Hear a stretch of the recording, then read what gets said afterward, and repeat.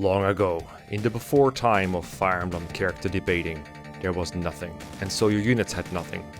You had your units with your bases and your growths, and that was it.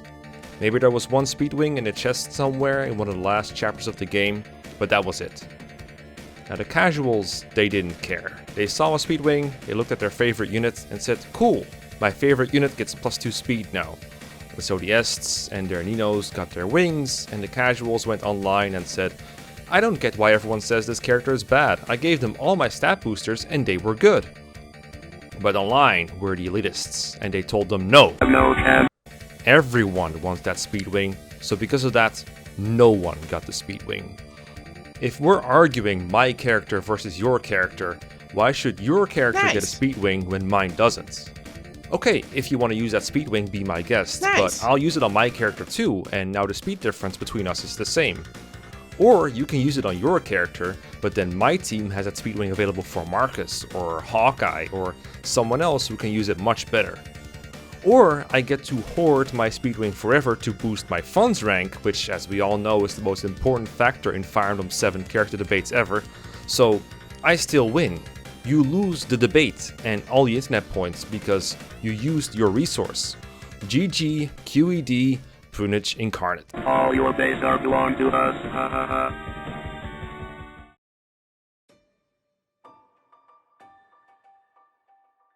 But now we live in a different world. Before, we had to drag ourselves through all of Gatorade Palace just for a single speedwing. But now we have a ring you can pass around between your units that gives you like 10 wings worth of speed in various ways. I don't even have to use Engage for my examples here. Fire Emblem has become much more generous when it comes to resources way before that. Path of Radiance and Radiant Dawn give you bonus experience. Awakening and Fates give you pair-up and tonics. Fates gives you so many possible methods of boosting a unit.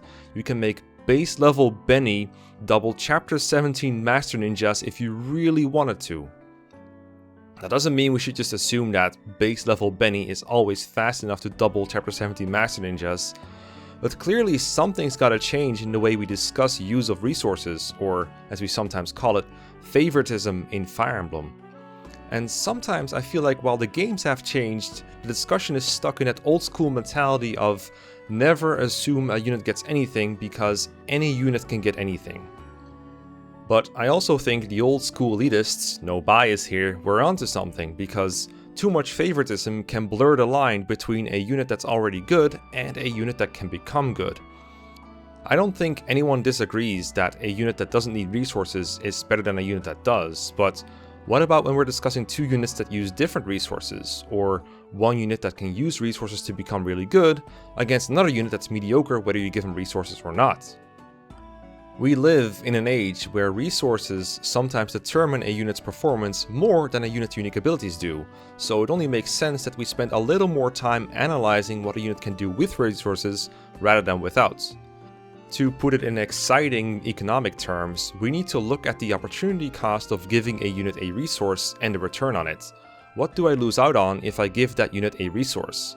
Could I have gotten this return from another unit instead? This shift in thinking has been long underway. If we look at Radiant Dawn for example, the units generally considered the best in the game are not just really good without resources, but they're also very good users of the resources you do get. No, I'm not talking about Jill here, I'm talking about Har. If you don't give Har anything, he's a good flying tank, but he doesn't double anything. But if you give him a speed wing, or a master crown, or bonus experience, or some combination thereof, he can destroy entire maps since it patches up his most relevant weakness. Sure, some of those resources could go to other units, but they have a much worse return on investment. Mia and Kai'Sa and Braum technically also become better with some of those resources, but Har improves more. The existence of these resources widens the gap between these units. That doesn't mean that the best units are always the best users of all the resources though. That example I just gave with Har works for the Speedwing, but not for an energy drop. Har is a great unit, but he's not very good at getting value out of an energy drop because his attack is already massive. He's never short on attack power. That's good for Har because, you know, better to not need a resource than to need it. But the fact that Har wants a Speedwing but not an energy drop also changes things for other units. Units that would like to use a Speedwing have competition from Har, but units that want an energy drop do not. So in this competition for resources, in this context, an attack deficit can be less problematic than a speed deficit. However, please note that I'm giving an example that changes how in demand a certain resource is, and I'm explaining that just because a unit is good doesn't mean that they are also owed every resource. I'm not saying that in the context of Radiant Dawn, either one of these stat boosters is in higher demand than the other. I know there are plenty of good uses of energy drops and speed wings. It's just one example. Sometimes a resource is so low cost though that it makes more sense to assume every unit gets one when it makes a difference. I'm talking about something like tonics, which have a very low cost and can be given to multiple people per chapter. Usually they cost like 150 gold per use and are an infinite supply. If a unit is 1 or 2 points short of doubling, why would you ever not give him a speed tonic? Similarly, lots of modern games have weapon forging, and you can forge often enough to where it's fair to say that if a forge makes a difference, a unit should have a forge. Some units might not always need one, and that's great, but generally speaking, when measuring combat performance, I think widely available resources like forging and tonics should be the norm and not the exception. The reason I'm laying this all out is, as you might know, the Engage propaganda videos that I've been making recently, where I have an in-depth discussion with Septi about unit viability, and how some units compare to others. So far we've talked about Alfred, we've talked about Clan, and of course, we talked about Etier versus Alchrist. And what I've noticed is there was some disagreement with our evaluations, but not because our numbers were wrong, but because we were using resources to fix problems these units have. Well, there were also people disagreeing who just ignored almost everything brought up in the video, but let's try to stay on topic. As I've laid out in this video, not every use of resources is equal. Even in a game like Engage, where you've got resources coming out of your ears, the supply and demand of these resources is not equal all around, and it's a little annoying when those nuances are discussed in the very video these people are commenting on.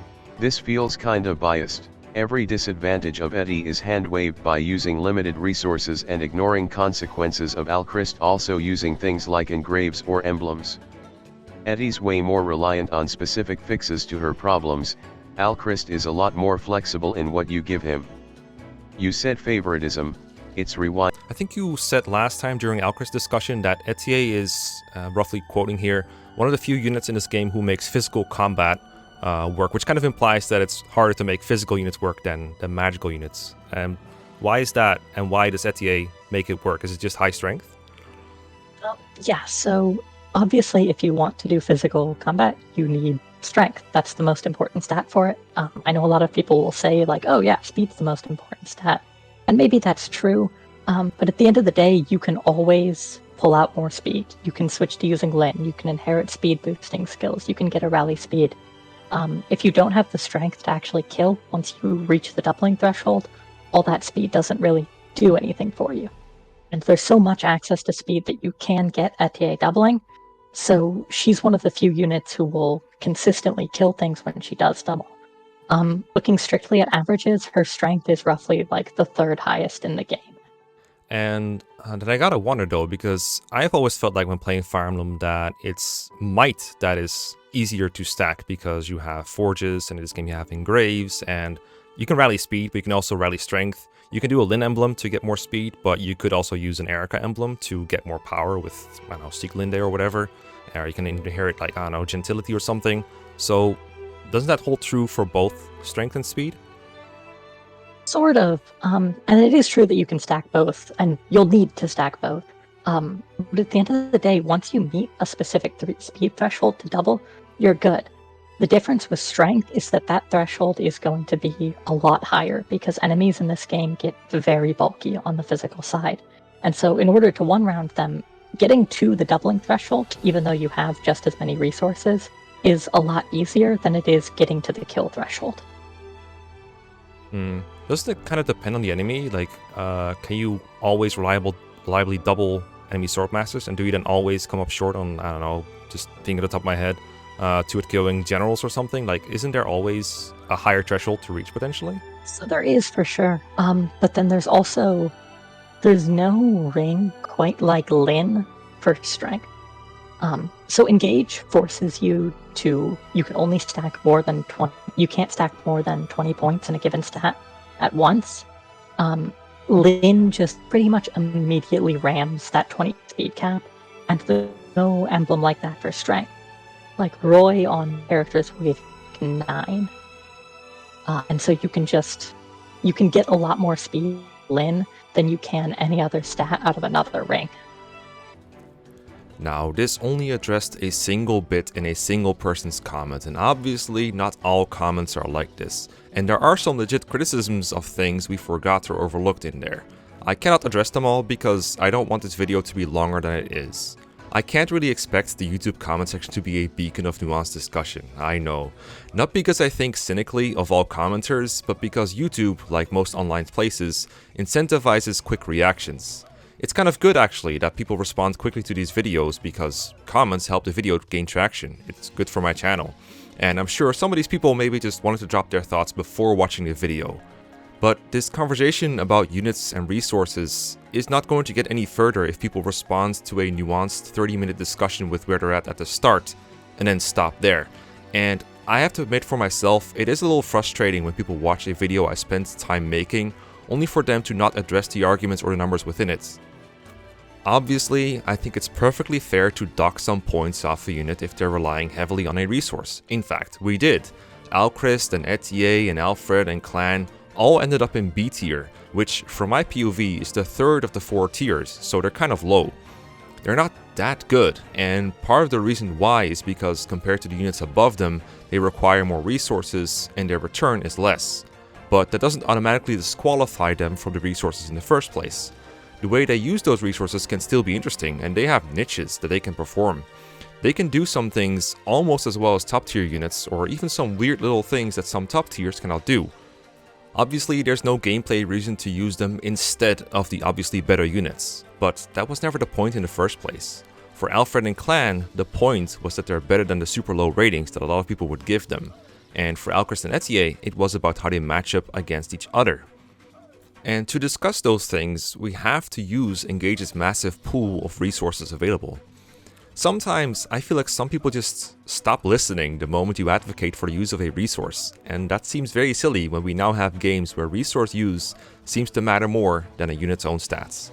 Again, base level Benny can double master ninjas. I told you all hoarding as a pitfall 6 years ago.